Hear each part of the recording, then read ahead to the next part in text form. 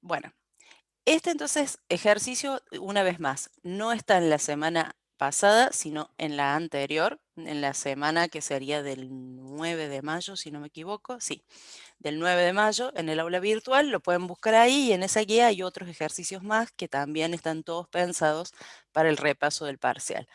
Yo elegí este, que se llama Simulacro Parcial 1K14, porque lo preparó el profe del 1K14, que está teniendo clase en este mismo momento. Así que eso no significa ni que el 1K14 vaya a tener ese parcial, ni que los demás cursos lo puedan descartar, ¿sí? Le puso esa marca porque como todos se llaman simulacro parcial, bueno, para diferenciarlos. Dice realizar un programa completo en Python que a través de un menú de opciones se permita ejecutar los siguientes puntos. Primero, ingresar el número y el palo de 3 cartas de la baraja española. Puede usar valores aleatorios para la carga de datos. Determinar cuál es el palo que obtuvo el mayor valor numérico. Determinar además cuál es la suma de las 3 cartas. Por último, determinar si los naipes son de distinto palo. Ese es el ítem 1, la opción 1. Opción 2, ingresar un número, validar que sea un valor positivo entre 1 y 9. Luego, leer una secuencia de números, la carga finaliza cuando el usuario ingresa un 0. Determinar el promedio de los números, que son múltiplos del número ingresado, del primer número ingresado, ¿no? Y además determinar el promedio general de los números leídos. Por último, mostrar un mensaje si el promedio de los múltiplos es mayor o no al promedio general. Y opción 3 y última, terminar el programa. Este esquema ya está también informado con respecto al parcial, corresponde a un menú de opciones, dos opciones de desarrollo y una tercera que simplemente sirve para salir del menú. Así que mi consejo sería empezar por la creación del menú, que es lo que se puede hacer, digamos, un poco más de memoria. Entonces vamos a abrir PyCharm, que no lo hice antes, siempre les recomiendo a ustedes abrirlo, pero yo no lo hice. Y vamos a preparar un primer proyecto, háganlo ustedes también. Vamos a crear un nuevo script. Voy a cerrar este, spoiler, spoiler, y voy a crear un nuevo. Le vamos a poner Python file, ejercicio 7. O no, le voy a poner simulacro 1K14, así nos acordamos de lo que estábamos haciendo. Simulacro 1K14, que es el título que tiene en la guía. Bueno, como les decía, voy a checar un poquito acá, así podemos de reojo ir mirando el enunciado. Lo primero es preparar el menú de opciones con estas dos opciones de desarrollo y la tercera para salir. Como ustedes saben, a esta altura, un menú de opciones se controla con un ciclo, con una variable opción, y esa variable opción se inicializa o se fuerza a un valor en la primera lectura que asegure que el ciclo se va a ejecutar al menos una vez. No teniendo Python un ciclo 1n, lo forzamos para que eso suceda. Entonces, en este caso, el ciclo sería mientras la opción sea distinta de salir, en nuestro caso la opción de salir es la opción 3, y esa variable opción requiere, como toda variable que controla un ciclo while, dos lecturas. Una lectura que iría antes del ciclo y una lectura que iría dentro del bloque de acciones al final, ¿no? Eso es lo que hacemos siempre en un ciclo while y es lo correcto de plantear para evitar un ciclo infinito. Estos dos serían en un ciclo normal, en un ciclo 0n, serían dos ingresos por teclado. Nosotros, en cambio, reemplazamos el primer ingreso por un valor cualquiera distinto al de salir. Pueden poner 1, 28, el número que quieran, pueden usar NaN si prefieren. Lo importante es que sea distinto de salir para asegurarnos de que ingrese al bloque al menos una vez. Y una vez dentro del ciclo, sí le vamos a solicitar al usuario que ingrese la opción elegida, ¿no? La opción por la que quiere trabajar en esta vuelta, en esta iteración.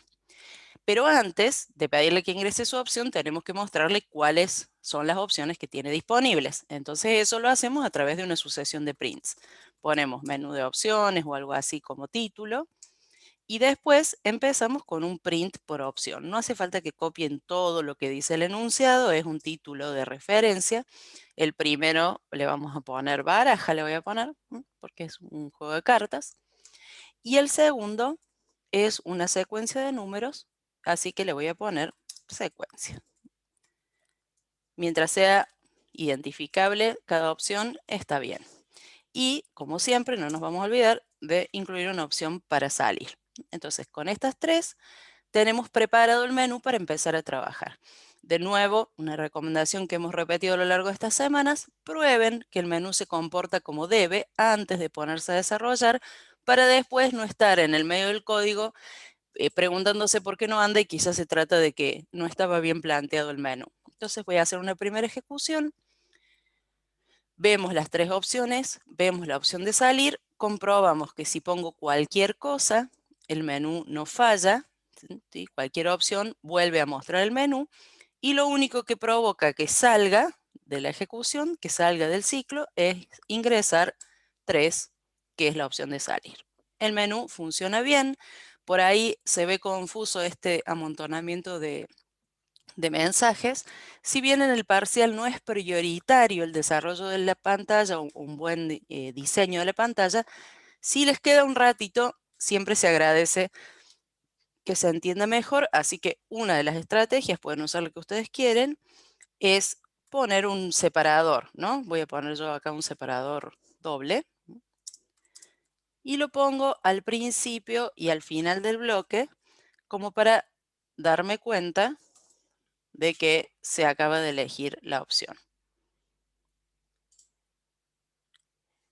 ¿Qué es lo, no, no siempre me preguntan, no siempre va dentro del while? ¿Qué cosa no siempre va dentro del while? Siempre va dentro de un while el menú. No sé a qué se refiere la pregunta. Claro, siempre va dentro de un while. Sí, no, eso sí, la estructura siempre es un while. No, porque va a funcionar una sola vez con if. Tiene que ser un ciclo para que aparezca así, ¿sí? Yo elijo una opción, me lo vuelve a ofrecer. Elijo otra opción, me lo vuelve a ofrecer, y así hasta que salgo. Repasen el material de la ficha donde se explica cómo tiene que funcionar un menú de opciones. Bueno, con esto, entonces listo. Acá empezamos a desarrollar cada una de las opciones. La primera opción, que es la 1, la vamos a verificar con un if, ¿sí? Acuérdense que el esquema es un ciclo while para ir ofreciendo el menú, y dentro del bloque un conjunto de if-else para cada una de las valores posibles de la variable opción.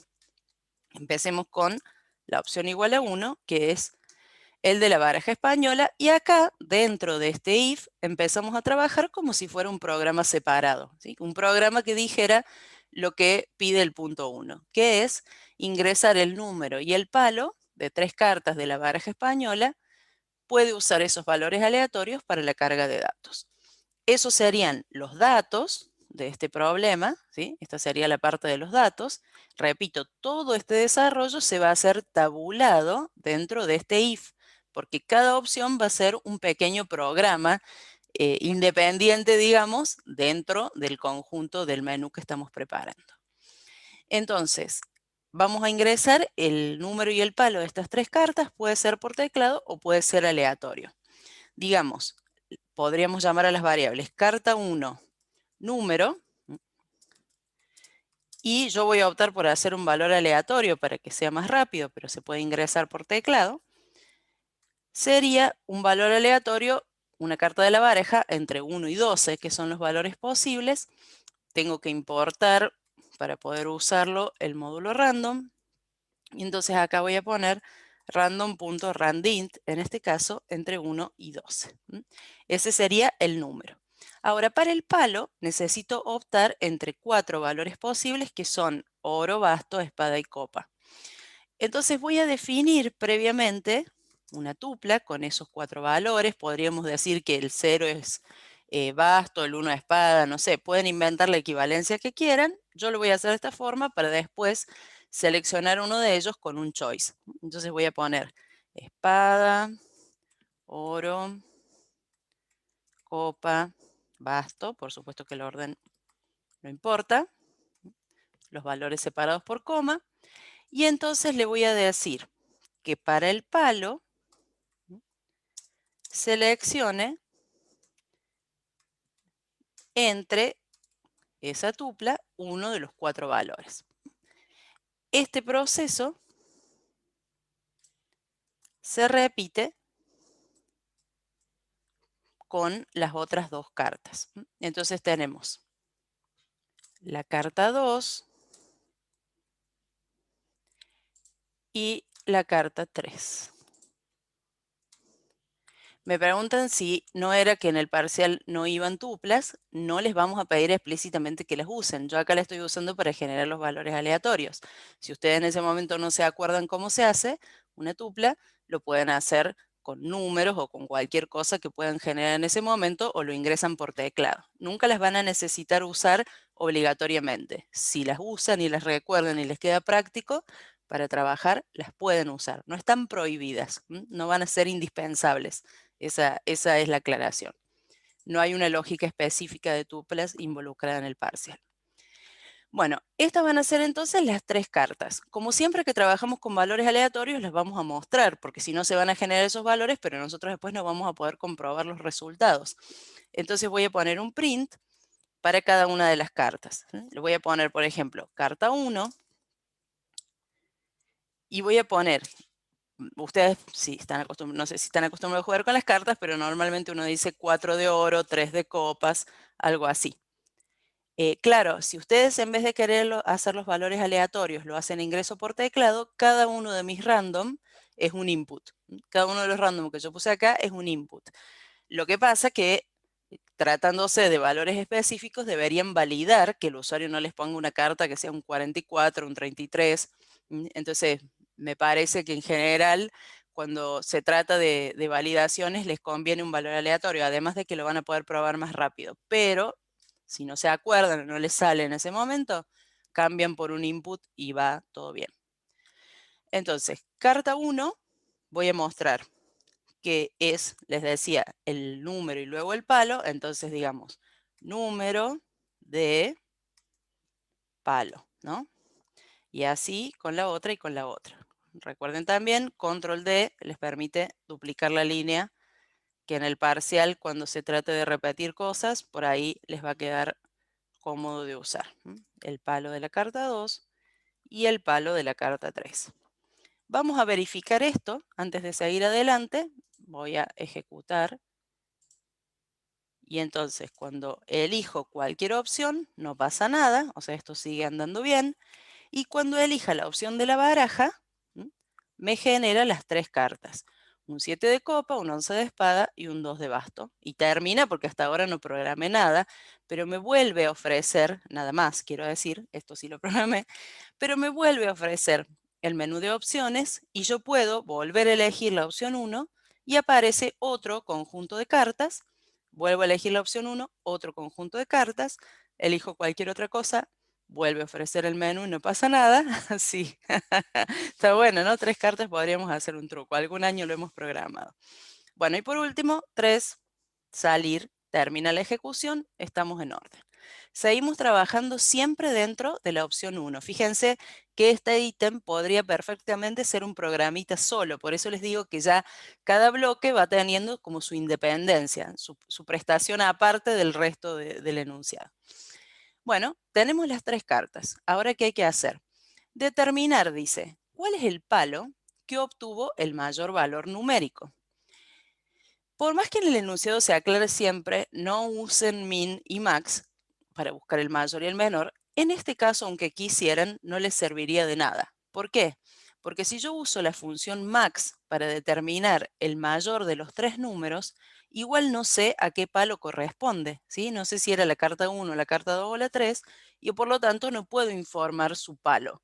Entonces, en general no va a estar en el enunciado no va a ser posible usar max o min, pero si hubiera casos donde es posible, igual no deben usarlo porque nos tienen que mostrar que todavía se acuerdan del algoritmo de condiciones anidadas que identifica el mayor o menor entre 3 valores, que lo practicamos mucho hace ya un par de semanas. ¿Cómo era ese algoritmo? No era tampoco tan complicado de recordar. Partimos con cualquiera de los valores, en este caso empezamos con la carta 1 y comparamos. Si el número de la carta 1 es mayor al número de la carta 2 y el número de la carta 1 es mayor al número de la carta 3, uy, me equivoqué variable, entonces la carta 1 es la mayor. Pero no tenemos que guardar el número de la carta más grande, sino el palo. Entonces, en mayor le podemos poner mayor palo para acordarnos de lo que habíamos guardado. Guardo en este caso el palo de la carta 1. Si el primero no es el mayor, entonces queda la comparación entre los otros dos.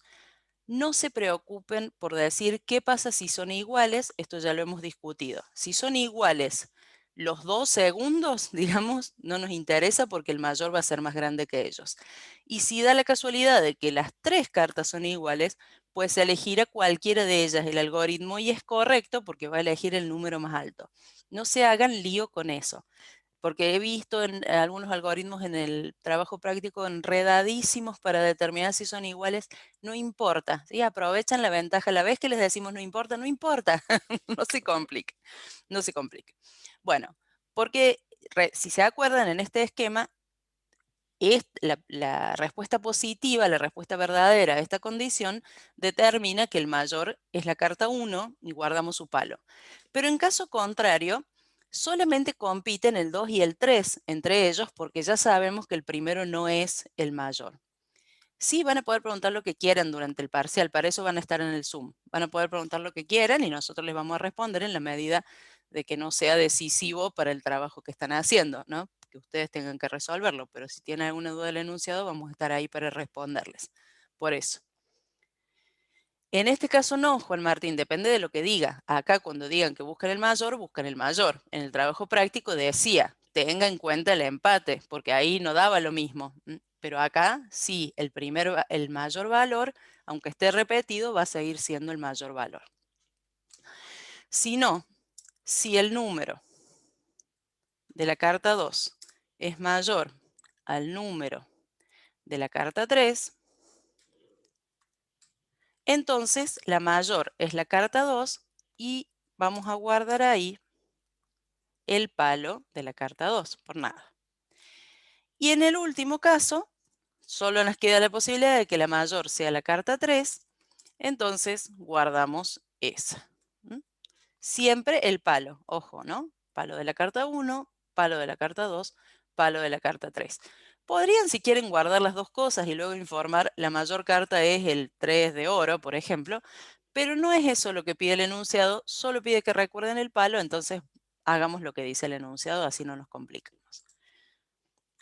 Esta búsqueda ya sería el proceso, ¿no? Les voy a poner esta marquita acá para que reconozcamos que estamos haciendo los mismos pasos que empleábamos para resolver un problema chiquito cuando empezamos a programar. Y ahora los resultados serían los prints de cada una de las cosas que vamos calculando. Voy a mostrar yo este resultado para comprobar si funciona antes de pasar a los siguientes ítems. Entonces, en este caso, el palo de la carta mayor es mayor palo. Dejo listo ese mensaje, no sea cosa que me lo olvide.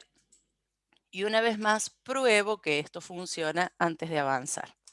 Elijo la opción de la baraja, salen las tres cartas y dice el palo de la carta mayor es espada, que es correcto porque el 10 es más grande que estos 8. ¿Ven? Acá hay un caso de lo que les decía. El mayor es el 10, no nos importa en absoluto que los otros dos sean iguales. Y si el 8 hubiera sido el más grande, el mensaje iba a decir, es oro o es espada, según cuál comparara primero. En este caso hubiera dicho oro porque, perdón, hubiera dicho espada porque al preguntar el 8 de la carta 2 es mayor que el 8 de la carta 3, la respuesta hubiera sido no y se hubiera quedado con la carta 3. Pero era perfectamente válido porque el 8 era el más grande de todos, así que está bien. Volvemos a probar otros casos. A ver, acá es un caso, miren, justo el random me hizo el favor de mostrarles eso. Tenemos dos 9 y un 4, y entonces el 9 es el más alto. Y fíjense que de los dos 9 elige el de copa. ¿Por qué?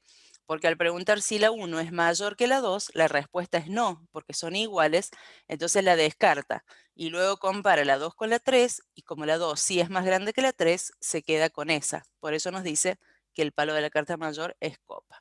La solución sería válida con cualquiera de los dos palos, pero se cumple que el número es el más grande del conjunto. Bueno, compruebo por las dudas, por si las moscas, que cualquier otro valor evita que no causa ningún problema y la opción de salir para continuar con el desarrollo.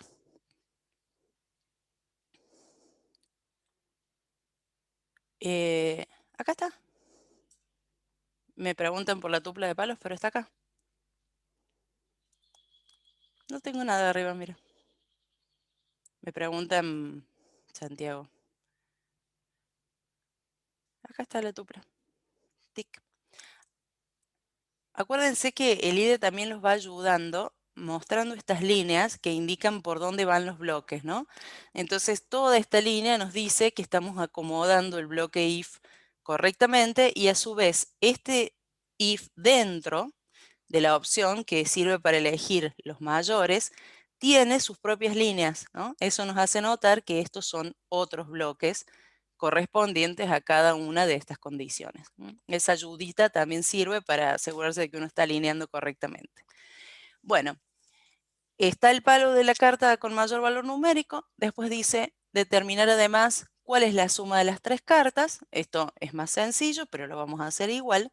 La suma es el número de la carta 1 más el número de la carta 2 más el número de la carta 3. Ya me parece que este chico quiere jugar al envido en serio, pero tiene ganas de que todos los números sean iguales, los palos sean iguales para eso.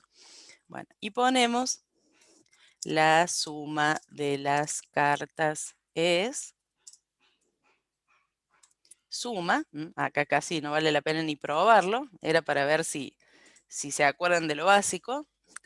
Y por último, determinar si los naipes son de distinto palo. Eso requiere una comparación, ¿no? Entonces, la podemos hacer acá mismo, en la zona de los resultados, o la podemos hacer antes y guardar el resultado en una bandera booleana o algo así. Cualquiera de las dos sería válida.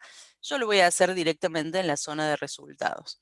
Y vamos a preguntar, con un if, si los naipes son de distinto palo, dice. ¿Cómo hacemos para comprobar que son de distinto palo? Nosotros estamos acostumbrados o más acostumbrados a comparar si son del mismo palo, ¿no? Si son del mismo palo sería, si el palo 1 es igual al palo 2 y el palo 1 es igual al palo 3, les estoy trayendo seguro recuerdos porque así era el ejercicio de los dados, para ver si todos los dados eran iguales, ustedes hicieron esto y alcanzó, ¿no? Porque si el 1 es igual a 2 y a su vez el 1 o el 2 son iguales al 3, es suficiente. Ahora me están ayudando en el chat y para preguntar si son distintos, la forma es cambiar el signo, como bien me están ayudando ahí, si C1 es distinto de 2 y C1 es distinto de 3. Ahora, ¿esto cubre todas las posibilidades? Si C1 es distinto de 2 y C1 es distinto de 3, ¿alcanza para que todos sean distintos? No, me dicen porque yo estoy poniendo un tono sospechoso en mi pregunta. ¿Qué más hay que controlar? Claro, en el caso de la igualdad, alcanza con la pregunta que yo hice antes. Porque si por ejemplo, supongamos que el palo es oro. Si oro de la carta 1 es igual a oro de la carta 2, luego comparo la carta 3 con cualquiera de esas dos y si es oro, listo. Pero en cambio, si son distintas, por ejemplo, el 1 es oro y el 2 es copa, oro es distinto de copa, sí.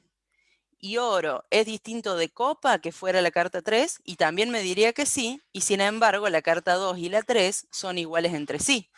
Entonces, en este caso necesitamos una comparación adicional entre el 2 y el 3 que no se han verificado hasta ahora, ¿no? Si C2 es distinto de C3, ahí nos aseguramos de que las tres cartas tienen un palo diferente. Entonces, mostramos las tres cartas tienen o son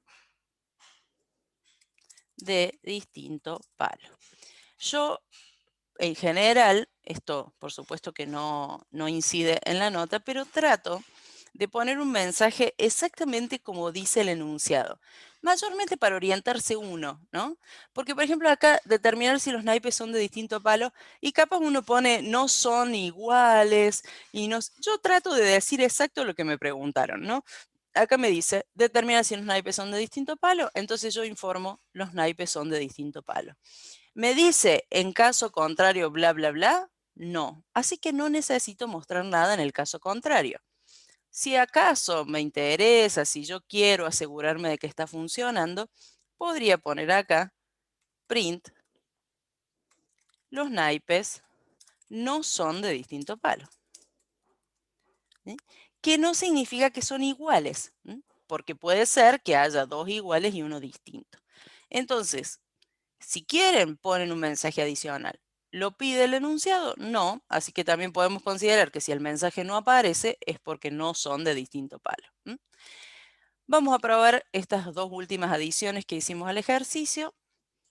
Vamos con la baraja. A ver, salieron 2 oros y una espada. El mayor palo de la carta, el palo de la mayor carta es oro, sí, porque es el 11. La suma de las cartas es 24 y no apareció el mensaje de palos distintos porque hay 2 oros. Entonces probemos de nuevo. De nuevo salieron 2 oros. La suma, nos faltó controlar antes, 8 y 8, 16 y 6, 24, está bien. La más grande es el 8, que está repetido y nos dice que es de oro, está bien. Probamos una vez más y acá sí aparecen dos naipes de distinto palo, oro, basto y copa, está bien. La mayor es copa, que es el 3, está bien. La suma 3, 2, 5 y 1, 6, está bien. Hago una aclaración acá. Si ustedes optaron por los valores aleatorios, como tal vez les pasó también en el trabajo práctico, a veces justo no se da la combinación que queremos probar, ¿sí? Por ejemplo, en este caso, ¿qué pasa si los 3 palos son iguales? ¿Funciona? Y es difícil que en el aleatorio se repita 3 veces el mismo palo. Entonces, en ese caso, lo que ustedes tienen que hacer es cambiar el random, no por un input, porque van a perder el tiempo, digamos, del ejercicio, sino cambiándolo por un valor a mano, ¿sí? Por un ratito comentan el input que tenían, no lo borran y lo cambian por un valor fijo. Tanto lo pueden usar con el palo como con el número. Por un ratito, después no lo vayan a entregar así, pero la forma más rápida de probar es dejar de lado el input o el random, cualquiera de los dos que tengan ahí, y clavarle los valores fijos para comprobar un caso especial que quieren verificar, ¿no? Entonces yo acá quiero verificar si con 3 palos iguales anda bien la validación de palos distintos.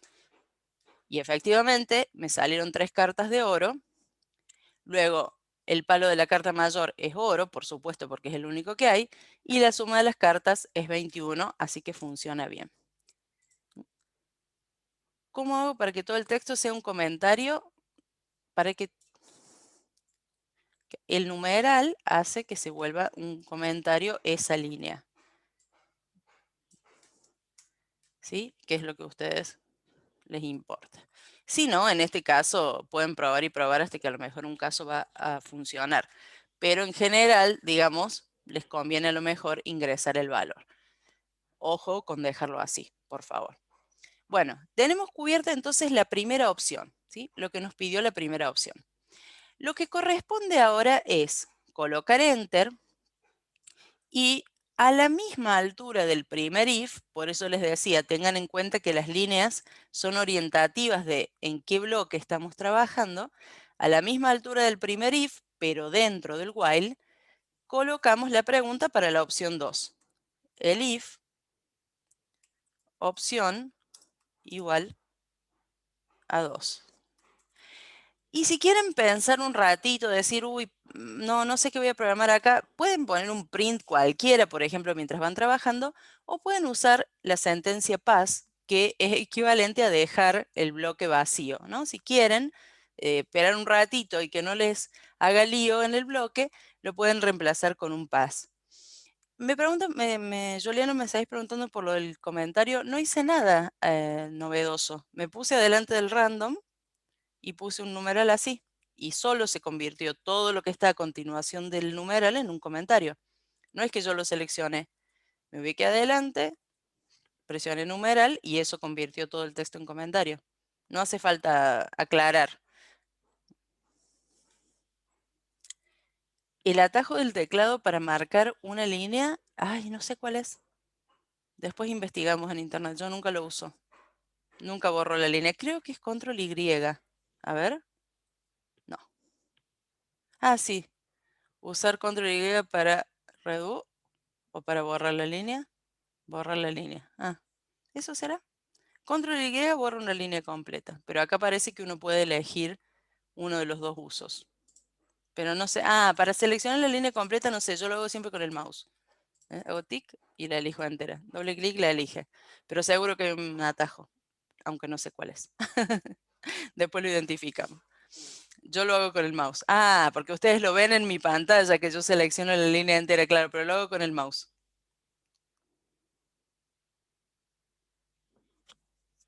Eh, no, Juan Martín, porque eso es un tema de más adelante. El import por ahora lo ponen así, como está. Igual no van a usar varias funciones y no es tanto esfuerzo. Bueno, entonces seguimos. Decía la opción 2, pueden, si no están seguros de empezar a desarrollarla acá, pueden reemplazar el bloque por paz.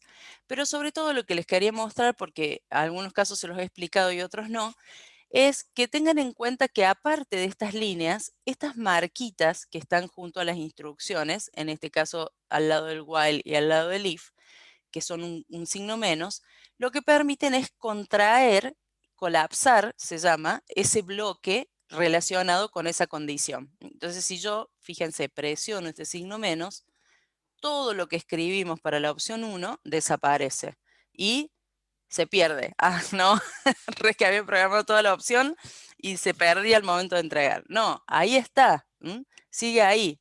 ¿Cómo sabemos que sigue ahí? Primero porque acá hay un signo más, segundo porque acá hay unos puntos suspensivos y después porque ubicándose sobre los puntos suspensivos hace un despliegue indicando que aquí abajo está el resto del código. Acá también pueden ver que cambia de número de línea, dice 12 y después dice 37. Pero por ahí cuando el programa se pone largo, queda práctico, ¿no? Colapsar eso y seguir adelante con la opción 2. Pueden usarlo si quieren, si les queda cómodo. Con el while también lo podrían hacer, pero básicamente no van a tener más lugar para programar, ¿no?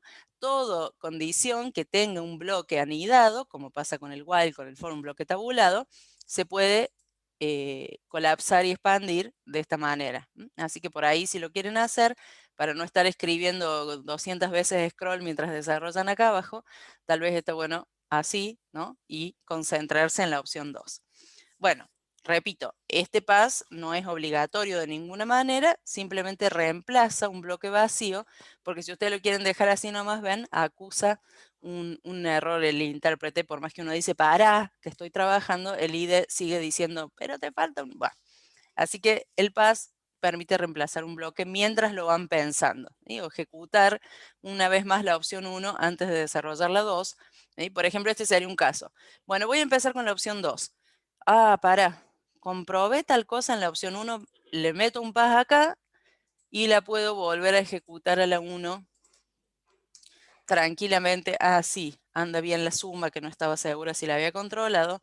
Salgo y sigo programando tranquila, ¿no? Entonces, pueden hacerlo así, con los bloques vacíos, incluso lo pueden hacer así antes de empezar, que es la sugerencia que les dejo en el material. Pueden hacer todos los if con los pas adentro para no olvidarse de nada y recién después empiezan a desarrollar las opciones. Bueno, vamos con la opción 2. Dice, ingresar un número, validar que sea un valor positivo entre 1 y 9.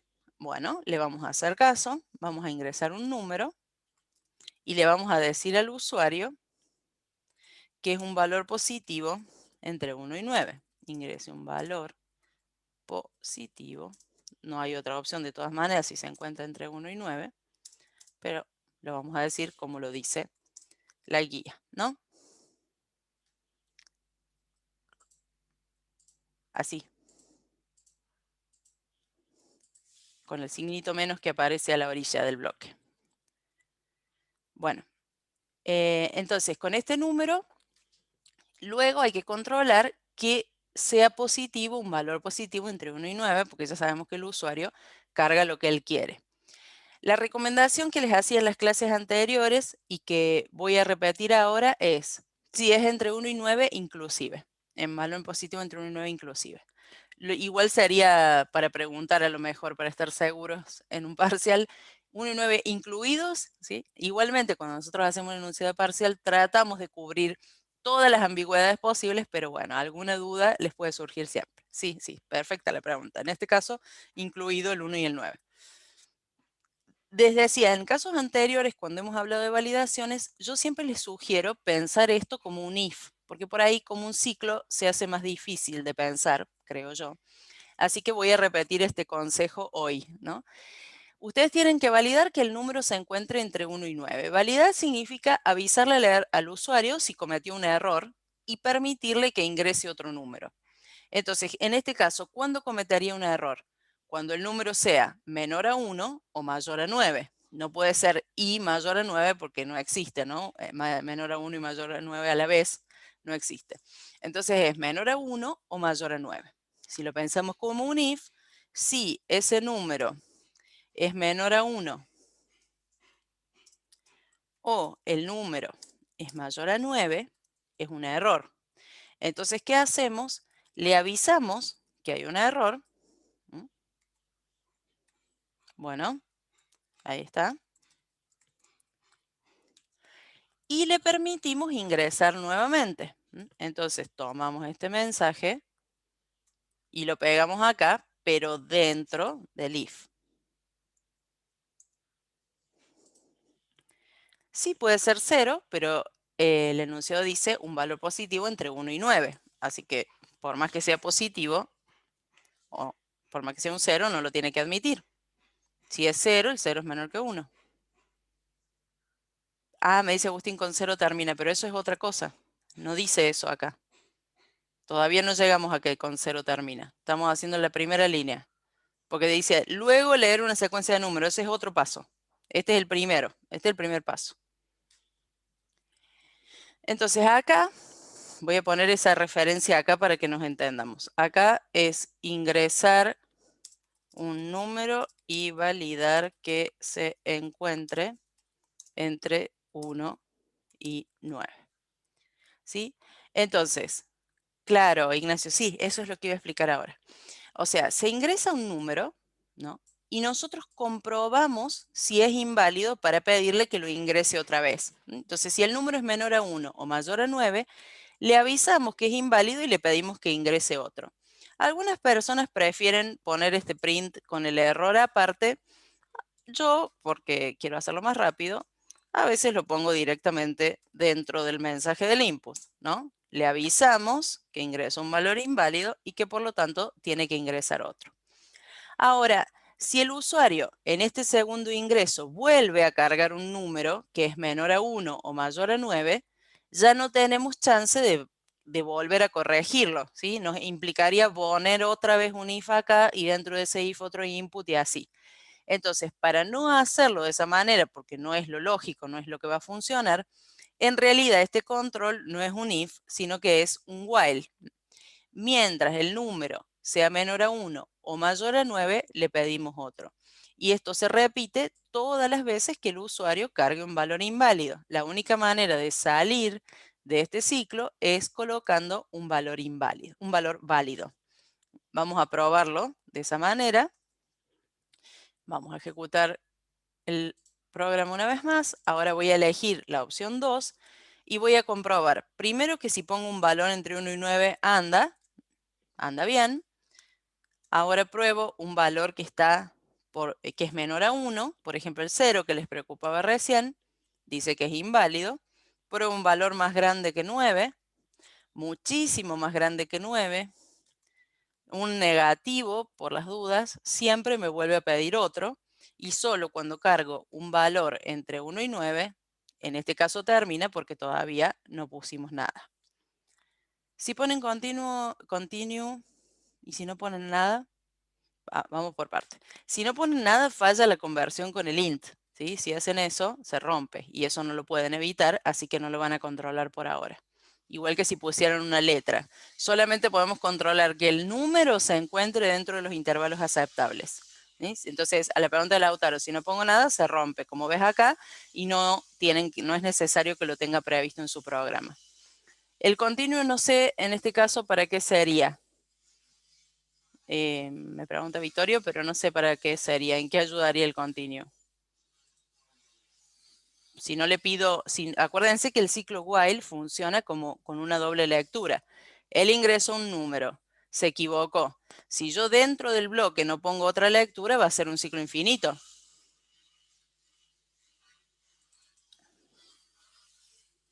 Ah, sí, no sé. No me convence mucho. La intención es siempre permitir que él corrija, ¿sí? O sea, tiene que el usuario volver y corregir. No sé si cambiaría demasiado. Claro, ahora entiendo, Vittorio. Claro, lo que vos decís es continuo en el sentido de que vuelva al menú de opciones, pero no sería una validación, digamos, que siga adelante con el ciclo más grande. Claro, me parece que no. La validación consiste en darle la oportunidad de volver a ingresar. Está bien, si él vuelve a ingresar a la opción, podría también ingresar otro valor, pero me parece que no. No pasa nada. Joaquín me pregunta si esto va a traer problemas con el 3 que permite salir. La idea es que no, pero es buena pregunta porque yo ejecuto. Cuando ya elijo la opción 2, me encuentro dentro del programa correspondiente o del subprograma, llamémosle así, correspondiente a la opción 2. Entonces, si yo acá pongo un número 3, ese 3 es para esta opción, es para trabajarlo dentro de este proceso. Y si quiero salir, tengo que volver, una vez que regrese al menú de opciones, acá presiono el 3. Claro, y es buena la observación de Valentín de que también es diferente. Pero por ahí es una buena pregunta para decir, si yo me quedo, por ejemplo, yo entro a la opción 2. Supongamos que en vez de 3, la opción para salir fuera la 0, que no está no está admitida acá. Si yo quiero salir y empiezo a apretar el 0 acá, ¿voy a lograr salir? Y no, porque ya estoy dentro de otro bloque. ¿Sí? Entonces, la cuestión sería que yo primero ingreso el valor correspondiente a esta opción y recién ahí me vuelve al menú de opciones y dentro del menú de opciones elijo la de salir, que acá es el 3, pero podría ser 1 que no se admita en este conjunto. Bueno, Vittorio me decís que funciona igual con el continuo, entonces va. Si la opción A, si el no ingresa un valor, continuo. Bueno, está bien. Puedes fijarte así. Yo la verdad que no lo validé y no puedo verificarlo mucho ahora. No me animo a decirte sí, es lo mismo porque la verdad que no lo controlé. Pero después lo pienso bien y te contesto. No quiero dejar una sugerencia a días del parcial acá que sea dudosa. Así que te creo, pero vamos con la receta por ahora. Después lo reviso bien, pero seguramente está bien lo que estás pensando. Pensé que te referías a volver a la opción. Si te hace exactamente lo mismo, te deja ingresar otro valor, está bien. Después lo reviso cuando termine la clase. Bueno, sigo. Esta es la primera parte, que dice ingresar un número, validar que sea un valor positivo entre 1 y 9. Y punto, dice ahí, hay un punto. Luego, leer una secuencia de números. O sea, esta es la segunda parte. La carga finaliza cuando el usuario ingresa un 0. Entonces ahora, a la misma altura de la primera carga, pero dentro de la opción 2, colocamos cargar, voy a poner acá para ubicarme lo que estamos haciendo, cargar secuencia de números con 0 termina. Esta variable, acá yo me encontré con un dilema gravísimo que seguramente les estará pasando a ustedes. ¿Cómo llamo a esta segunda variable? Porque también se llamaría num y se va a hacer bardo. Entonces, yo acá, claro, otro num, dice Lautaro, me gusta. Otro num. Sec de secuencias, tiraron por ahí que también me gustó.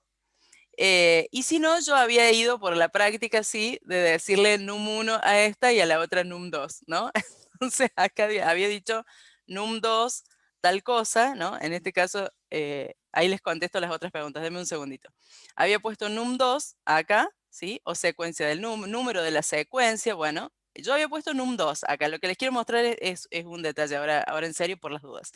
Y había puesto, bueno, por supuesto, ingrese un valor o ingrese un número, podría decir, pero bueno, ingrese un número con 0 termina, ¿sí? Entonces, por ejemplo, uno dice, uy, pero yo quiero que esta se llame num. Bueno, a aquella le pongo valor, o le pongo num1, o le pongo como sea. Si ustedes cambiaron de idea con respecto al nombre de la variable anterior, no hagan un buscar y reemplazar, que es el consejo que les quiero dar, ¿sí? No hagan un control F o control R, que es lo más común, ¿no? Control R, yo busco, no sé, la palabra print y la cambio por print 1, no sé. Y eso reemplaza todos los valores que sean print por print 1. Supongamos, no sé para qué querría hacer eso, pero esto es un buscar y reemplazar. No hagan un reemplazo porque en otros lados puede decir num y van a terminar rompiendo todo el código y no es la idea. Cuando ustedes necesitan cambiar el valor de una variable, si se ubican sobre la variable, fíjense que yo la seleccioné y automáticamente me marca los otros lugares donde esa variable está actuando como tal. Entonces ustedes presionan botón derecho, refactor, rename, o presionan Shift F6, que es el equivalente, el modo abreviado, y en vez de num la llaman, por ejemplo, valor, ¿no? Refactor. Entonces, en todos los lugares donde decía num, ahora dice valor. En vez de que se pongan a borrar y pisar y a lo mejor se equivocan de una en una y se rompe todo, ¿no? Si ustedes cambian de idea, repito, con respecto al valor de una variable, tienen la posibilidad de botón derecho, refactor, rename y lograr que se cambie en todos lados. Acá ponerle valor y num es medio que me voy a olvidar cuál es cuál, así que podríamos ponerle mejor num1 en mi idea y a la otra num2, o como dicen ustedes, a esta ponerle num y al otro ponerle número de la secuencia, que también me gustaría. Entonces, está bien, le voy a... le estaba... Sí, este truco, y vos sabés que yo lo comento siempre porque soy muy indecisa.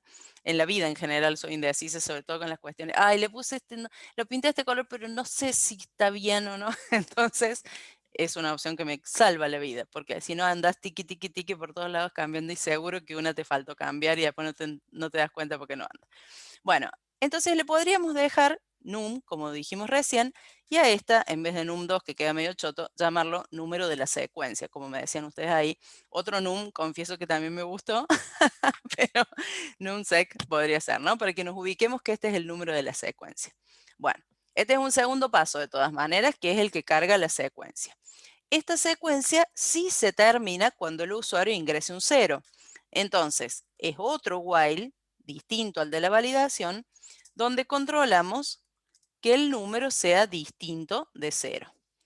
Y si el usuario ingresa un número distinto de 0, nosotros aquí adentro haremos el proceso que corresponda, pero sobre todo no nos vamos a olvidar de hacer la segunda lectura. Entonces la segunda lectura va a ser igual a la primera, pero dentro del bloque de acciones. Para que el usuario sepa que no entró en un ciclo infinito, sino que le estamos pidiendo más números, puede ser ligeramente diferente el mensaje que está dentro del bloque. En este caso le puedo poner ingrese otro número y con 0 termina. Siempre la aclaración de con cuál termina viene bien, pero si se lo olvidan, por ejemplo acá, no sería tan grave porque ya fue informado en el primer ingreso. Casi siempre tratamos de que haya una diferencia sutil para que se note primero que hay una repetición y después para ustedes mismos saber que están entrando al ingreso correcto. Antes de seguir con el proceso en sí, vamos a probar si esto anda, o sea, cómo se tiene que comportar. Primero tengo que ingresar un valor positivo entre 1 y 9.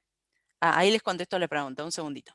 Un valor positivo entre 1 y 9, voy a ingresar, por ejemplo, un inválido de nuevo para ver que la validación sigue bien. Me vuelve a pedir otro, ingreso el 4 y ahora dice ingrese un número con 0 termina. Si ingreso el 0, dice otro. ¡Ah! Con 0 termina. Ay, Dios. ¿Qué pasó? ¿Qué rompí? A ver. Ah, miren. Usé mal la variable esta. Fíjense qué error sutil, porque la variable estaba definida y ¿por qué no sale del ciclo? Porque entré en un ciclo infinito justamente porque la variable que estoy cargando 2 veces no es la variable de control. Muy bien. La que es la variable de control es esta, la del proceso que estoy cargando por segunda vez. Muy bien. Espero que estén tan atentos en el parcial como están con lo que estoy haciendo. Me alegro de que se hayan dado cuenta rápidamente cuál era el problema. Vamos otra vez. Vuelvo a cargar la secuencia. Ahora voy a poner un valor válido. Ingrese un número con 0 termina. Siempre la primera prueba, como acabo de hacer, es que termine. 0 termina. Uf, qué alivio. Anda. Vamos a probarlo otra vez. Un valor positivo. Un número con 0 termina, cualquier cosa, otro, cualquier cosa, otro, cualquier cosa, otro, 0 termina. Bien. La carga de datos está correctamente planteada. Primero la validación y luego la secuencia. Vamos a ponerle espacio acá, muy importante porque se está viendo feo el mensaje de input. ¿A quién le importaba? A mí, solamente a mí. Me habían preguntado si no se podía ponerle none a la variable y adentro del while directamente el input. Sí, se puede. Es como que lo estás forzando el ciclo a 1n, Mayra, pero en ese caso ten en cuenta que el proceso, en vez de quedar acá, como lo puse yo, el proceso tiene que quedar después del ingreso, ¿no?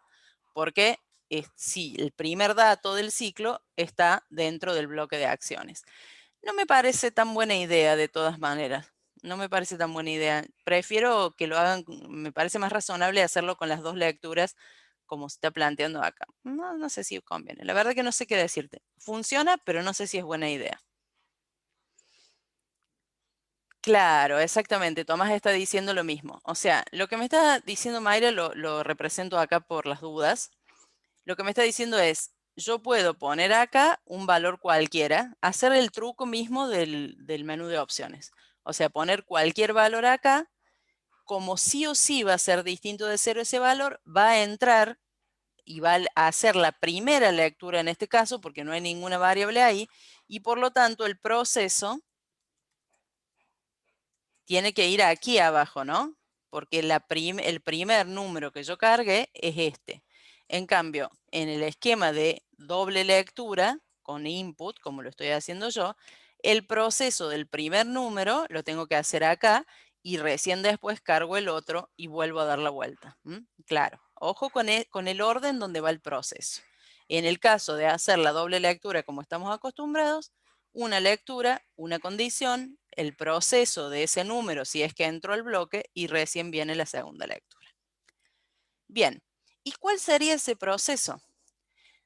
Dice determinar el promedio de los números que son múltiplos del número ingresado. O sea, acá ya le voy a decir al profe que debería decir del primer número ingresado, ¿sí? De los números que son múltiplos, lo voy a poner acá y después lo voy a corregir en la guía, del primer número ingresado, si no suena raro. O sea, básicamente hay que comprobar en cada vuelta si el que estamos procesando, que está guardado en numsec, es múltiplo de num, que fue el que se cargó en el primer paso de este proceso. ¿Cómo se hace para comprobar si un número es múltiplo de otro? Porque el resto de dividir uno por el otro es 0. Ya lo hemos usado muchas veces para determinar si un valor es par, cuando lo que en realidad estamos controlando es si es divisible por 2. Entonces, la condición, como me están sugiriendo ahí, es si el número de la secuencia por ciento, el número que se ingresó antes, es igual a 0. Eso indica que el número de la secuencia es exactamente divisible por num y por lo tanto es su múltiplo. Sería un ejemplo, es numsec sea 9 y num sea 3. Si yo divido 9 divido 3, el resultado es 3, el resto es 0. Entonces 9 es múltiplo de 3. Es divisible por 3, en el mismo concepto. Bueno, entonces si este número de la secuencia es divisible o es múltiplo del que se ingresó en la primera parte, Lo que necesitamos es un promedio. Ustedes saben que los promedios se calculan al final. Como siempre les digo, es un aprendizaje que sí o sí nos deja el secundario. Mientras nos vamos sacando las notas, vamos especulando con el promedio, pero eso se define al final. Dentro del proceso, en este caso, en el caso de ustedes, dentro del año lectivo, y acá dentro del proceso, ¿qué hay que hacer? Hay que ir sumando y contando los valores, sumando, por ejemplo, cuando usted lo hace en el colegio, suman las notas y dividen por la cantidad de pruebas que tuvieron. Bueno, acá es igual.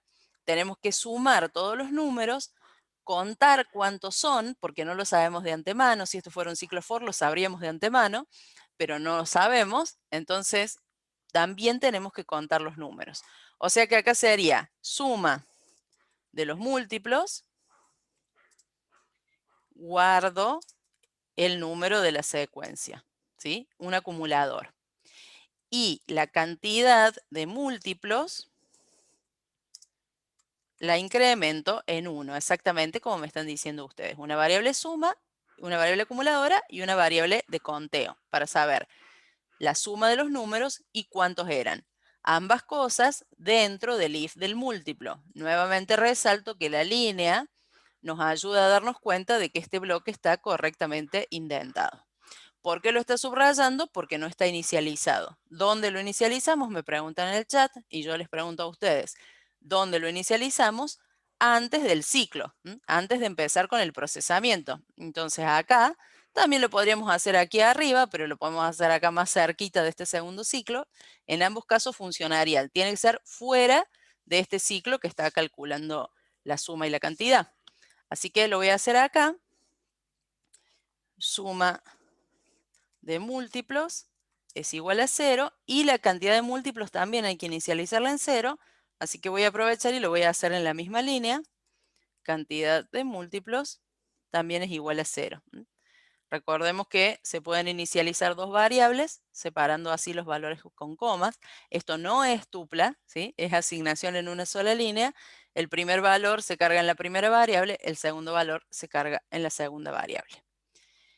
Bueno, esto me va a permitir, cuando termine el proceso, o sea, aquí, calcular el promedio de múltiplos, que es igual a la suma de múltiplos dividido la cantidad de múltiplos. Y lo muestro. En principio lo muestro. El promedio de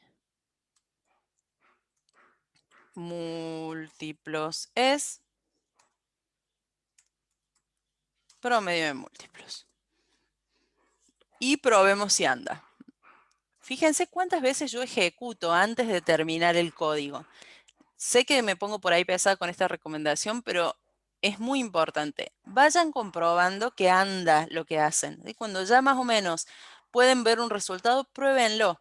Porque si uno escribe muchísimas líneas, fíjense que ya vamos por 50 y pico de líneas, y le da play al final, no anda y nos agarra la desesperación de dónde corregir. En cambio, si van probando, se pueden concentrar y fallan un momento, se concentran en la parte que falla.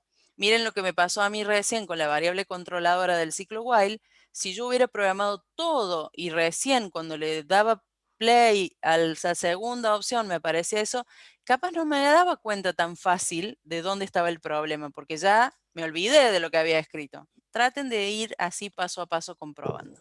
Acá vamos a comprobar el promedio de los múltiplos. Entonces, voy a la secuencia, pongo un valor positivo, como dije recién, voy a poner un 3, y un número que sea múltiplo de 3, voy a poner el 9, otro que no sea múltiplo de 3, no sé, el 17, y otro que sí sea múltiplo de 3, el 12, y ahora termino. Entonces dice que el promedio de múltiplos es 10,5. ¿Qué hizo?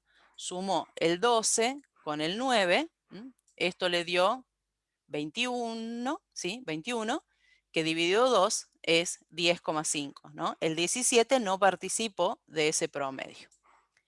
¿Qué habría que probar ahora? Números negativos no los va a dejar pasar. A ver, un valor positivo entre 1 y 9. Ah, sí, números negativos sí los va a dejar pasar. Tenés razón, Lautaro. A ver, voy a poner un número negativo. Voy a poner el 4, Pero antes que eso, voy a hacer algo más lógico, o no más lógico, pero más prioritario, que es terminar el ciclo apenas arranca, ¿sí? Primer valor, poner el corto. Entonces pongo 0 y se rompió todo. ¿Qué dice?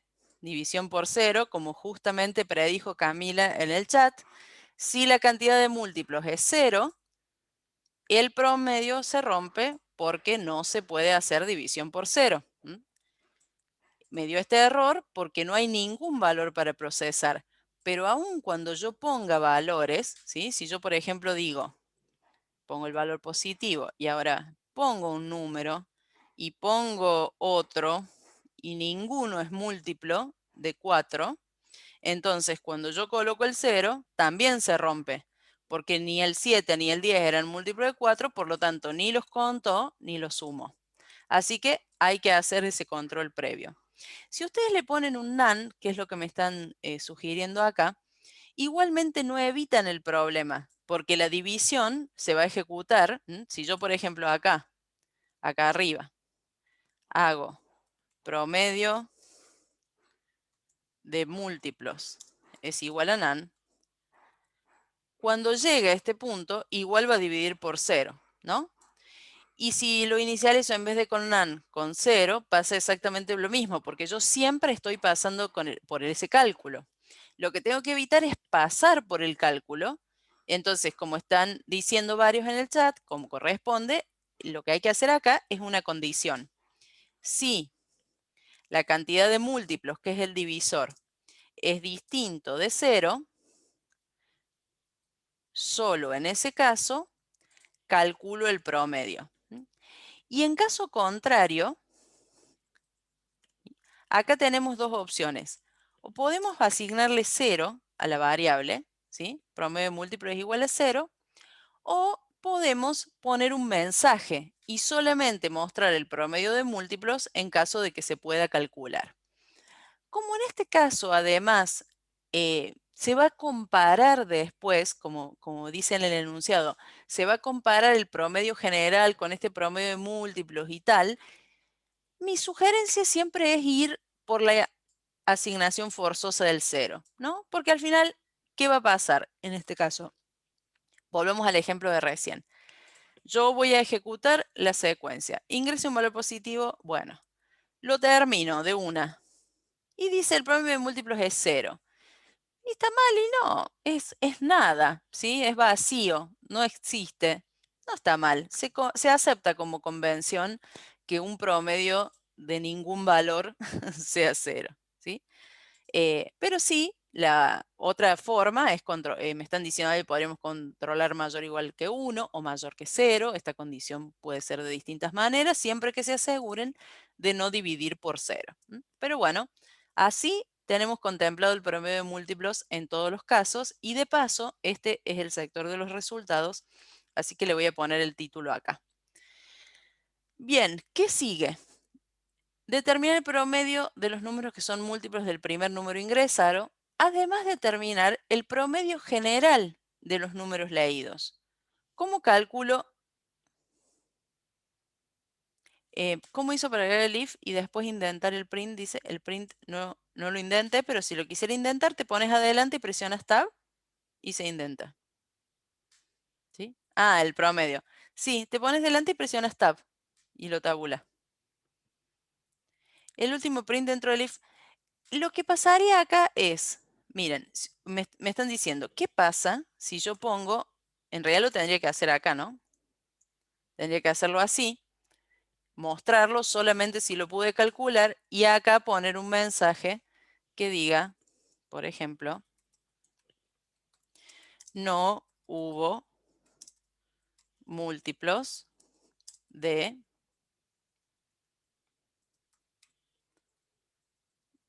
y podría poner el número de arriba para que quede más lindo, ¿no? No hubo múltiplos de 4, diría, o no hubo múltiplos de 3, el valor que sea.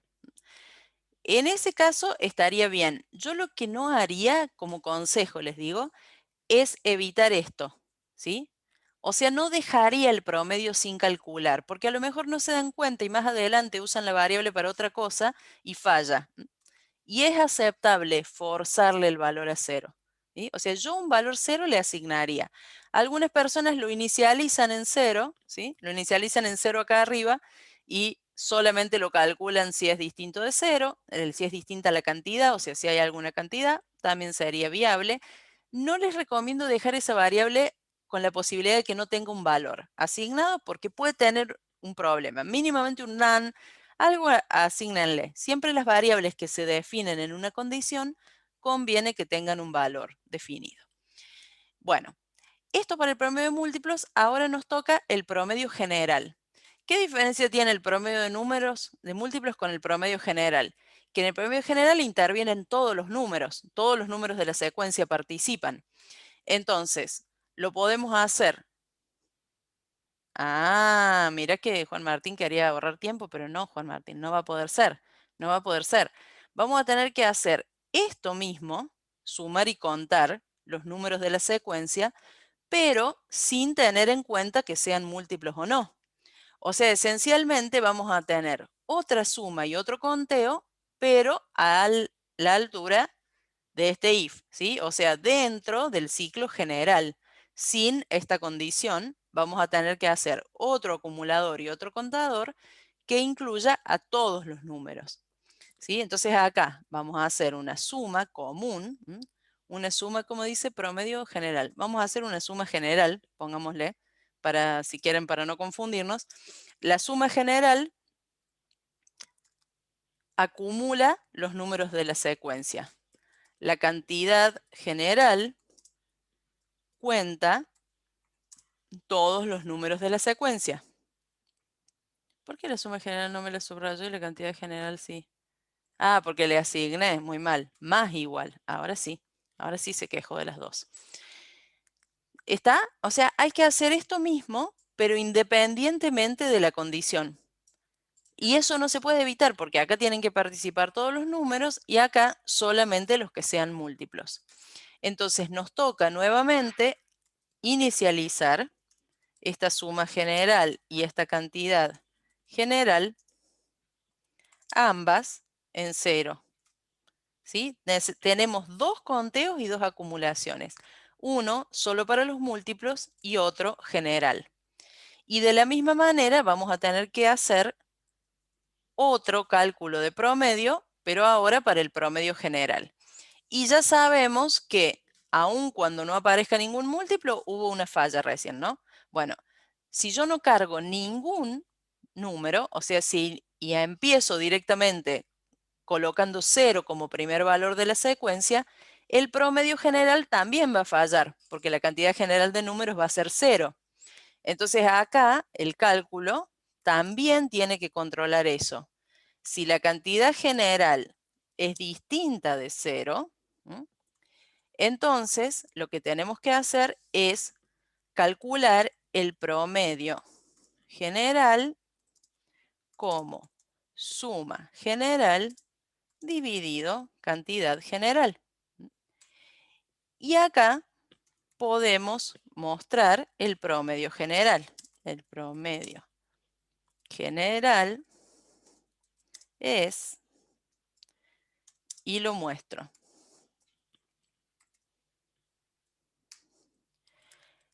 Y en el caso contrario,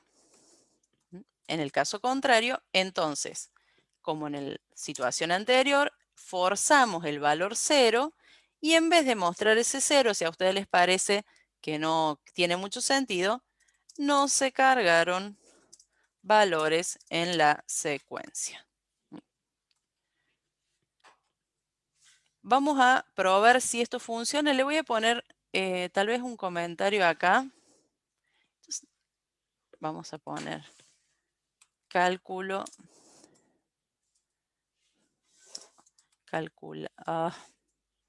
calcular el promedio de múltiplos. Y acá le voy a poner calcular el promedio general, para que les quede a mano.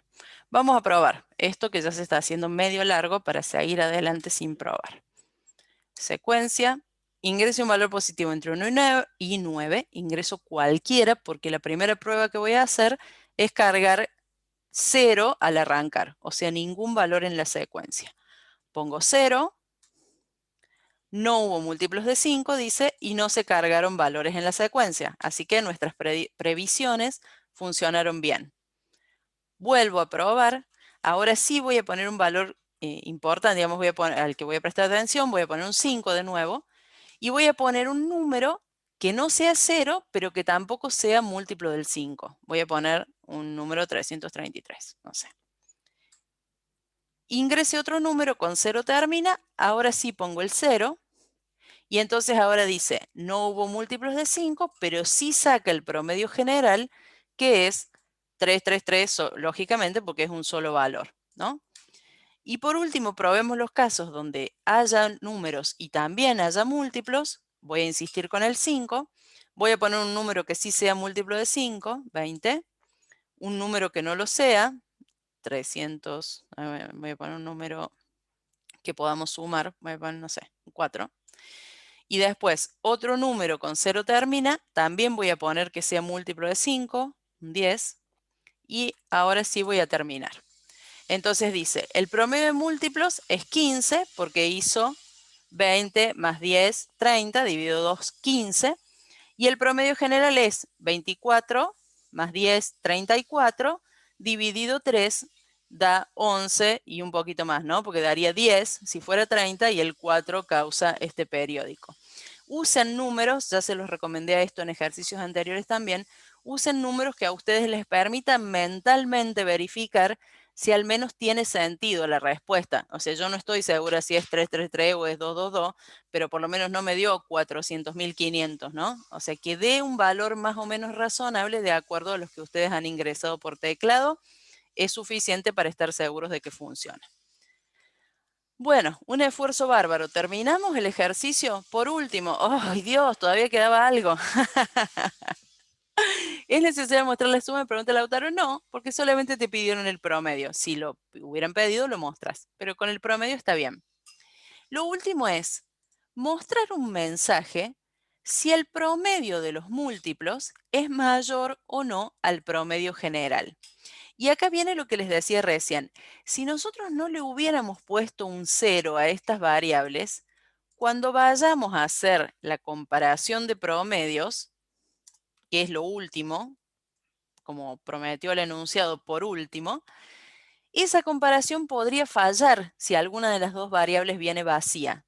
Entonces nos conviene ponerle 0 como hicimos previsoriamente en los pasos anteriores, porque ahora simplemente vamos a comparar si el promedio de los múltiplos es mayor al promedio general, ¿sí?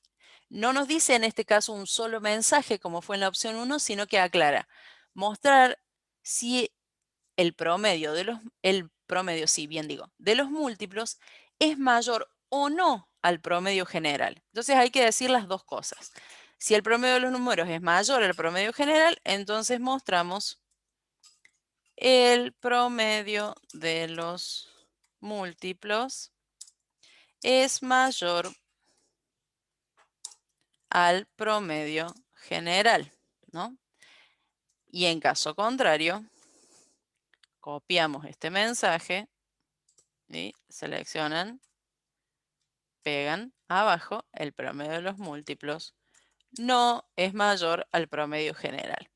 Yo odio repetir las líneas así y vi durante la corrección de los trabajos prácticos que varios de ustedes comparten mi preocupación de repetir los mensajes. Entonces, si son medio maniáticos como yo y no quieren hacer esto tan largo, aunque existe el copy-paste, la forma sería poner en una variable, ¿no?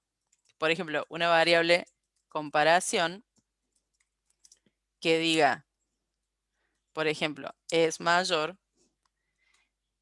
Ustedes van a decir, está loca, pero puede suceder porque por ahí el mensaje es más largo y uno no se quiere, uy, puse comillas dobles, y el mensaje es más largo y uno no quiere estar repitiendo el mensaje y si cambiaste de idea tenés que corregir el mensaje por todos lados, entonces pones es mayor, acá pones no es mayor, incluso puedes poner es y no es si ya sos un loco tremendo, pero por lo menos así, entonces ponen el mensaje una sola vez.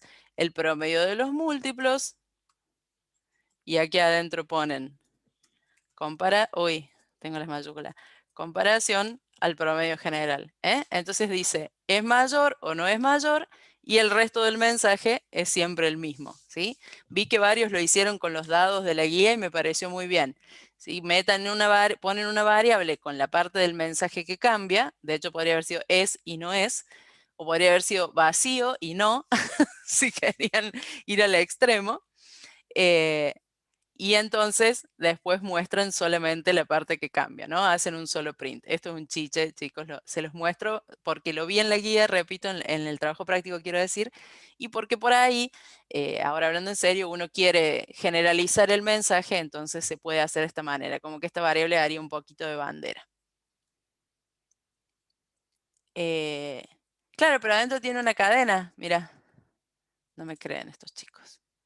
Lo podría concatenar, pero con la coma también funciona, Santiago, me está peleando Santiago. No, Santiago, mira lo que me cuesta Santiago. Te muestro, Santiago. Teneme fe. Voy a poner el valor. Luego, ingreso un número, con 0 termina. Pongo 0. Miren cómo quedó. Pero tantos meses que nos conocemos y desconfían de mí.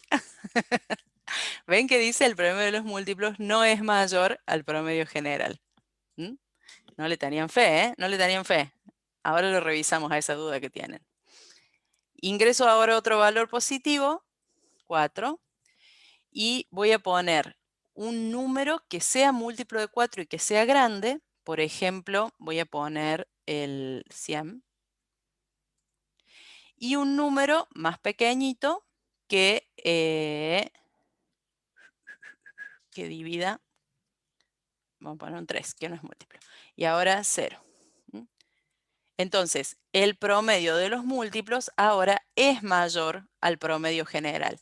¿Por qué? Porque el promedio de los múltiplos es 100, que es el único número, y en el caso del promedio general hizo 100 más 3 y lo tuvo que dividir por 2, entonces le dio 51,5 y es más pequeño, ¿sí? Para probar las dos variantes. Repito, como dije hace un ratito, elijan estratégicamente los números para comprobar que todo funciona bien. Bueno, ahora salgo, la duda que tenían, ahora en serio, la duda que tenían es, ¿yo no debería usar el más para concatenar? Sí, como son todas cadenas, también podrían hacerlo así y armar una sola cadena. Pero acuérdense que el print permite mostrar una combinación de constantes y variables separado por coma. Si luego mi variable tiene una cadena, pues le va a mostrar el contenido, al igual que si tuviera un número, como vinimos haciendo arriba. Así que cualquiera de las dos es válida. Si esto fuera un input que solamente admite una cadena como ingreso, ahí sí se ven obligados a unir con el signo más. Pero en este caso, de las dos maneras funciona bien. Bueno, son las 9:30 justas y necesito terminar la clase porque muchos de ustedes van a seguir con otros temas, con otras materias. Entonces les quiero mostrar solamente que dentro de la presentación, ¿sí? Dentro de la presentación, como en el caso de la semana pasada, les dejé un paso a paso o una especie de guía de cómo deberían ir avanzando a lo largo de los distintos opciones, el distinto desarrollo. Acá tienen el menú de opciones, acá tienen la opción 1 con los pasos a seguir y su correspondiente código, y acá el truco de expandir y contraer para que no se lo olviden. Y por último, la opción 2 también con su desarrollo, ¿sí? El código acá en el chat ya lo pego, pero voy a terminar el video en este punto, así les queda la referencia y me quedo un ratito más para responderles las dudas, ¿sí? Espérenme un segundito, terminamos acá el video y sigo con ustedes.